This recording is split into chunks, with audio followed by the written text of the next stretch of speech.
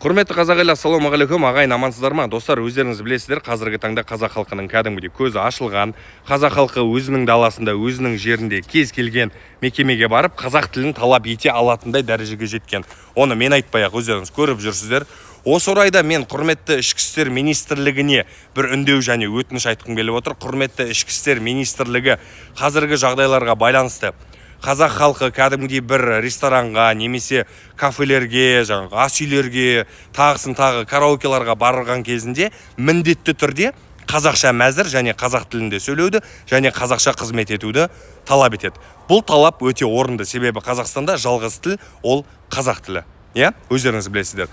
Кейбір жерлерде бұл талаптар орындалады, ал кейбір жерлерде біз қазақша сөйлеуге міндетті емеспіз және де бізде қазақша мәзір жоқ дегенде жауаптарды алып жатқанын сіздер менен жақсы біліп отырсыздар. Осы орайда құрметті ішкі істер министрлігі бір күн орындарыңыздан тұрып рейд жасасаңыздар, сөздің ашығы.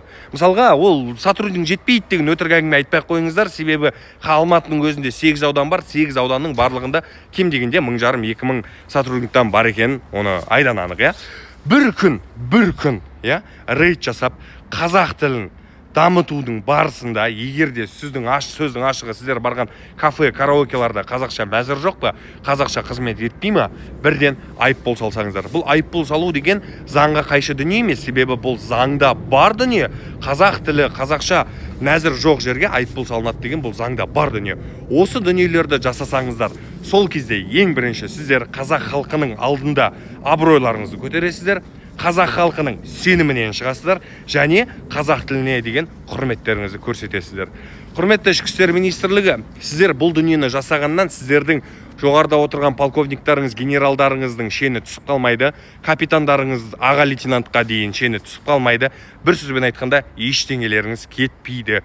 Осы дүниені жасап, қазақ халқын бір қуантсаңыздар деген өтініш.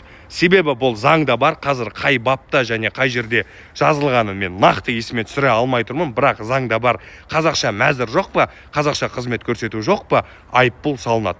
Осылай қазақша мәзір жоқ жерлердің барына айыппұл салсаңыздар, зато бұл дүниенің арты ештеңеге алып келмейді. Түсінесіздер ма?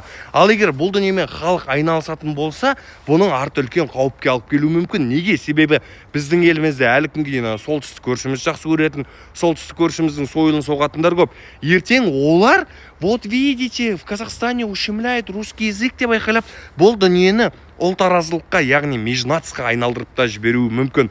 Осы дүниені болдырмау үшін құрметті ішкі істер министрлігі мен айтқан өтінішті орындасаңыздар. Аман болайық.